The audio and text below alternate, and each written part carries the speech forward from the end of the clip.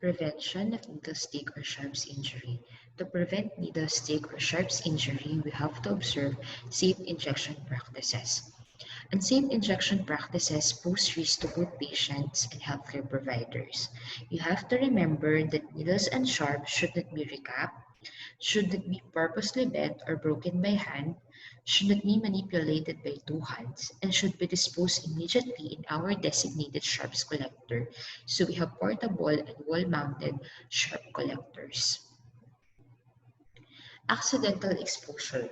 In case you had an accidental exposure like needle stick, sharps, or splash injury, you have to do the following. First is do not ignore the exposure. Then perform immediate first aid measures. Later on, I will discuss about the different first aid measures and then report the employee well-being clinic or emergency department if the EWC is closed. And then write an incident report within 24 or 48 hours. The incident report aims to determine the reason or the cause why the incident happened and not to blame the staff. Incident reporting is important for us to create a solution. Here are the different first aid measures. In case you have a needle stick or other sharps injury, you have to immediately wash the affected area with soap and water and then allow the injury to bleed freely.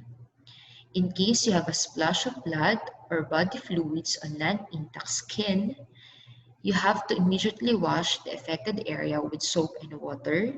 Do not use disinfectant on the skin. Do not scrub or rub the area because it will only irritate your skin.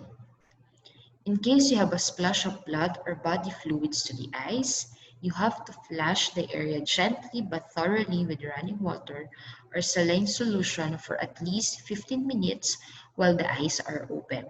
You have to keep your eyelid gently inverted. In case your units have eye wash, then you can use the eye wash. In case you have a splash of blood or body fluid to mouth or nose, do the following. Immediately spit out the blood or body fluid and rinse the mouth with several times. Blow the nose and clean the affected area with water or saline. Do not use disinfectant. Lastly, if you have splash of blood or body fluids on intact skin, you have to immediately wash the affected area with soap and water and do not rub the area because it will only irritate your skin. So these are the different first aid measures that you have to perform in case you had an accidental exposure.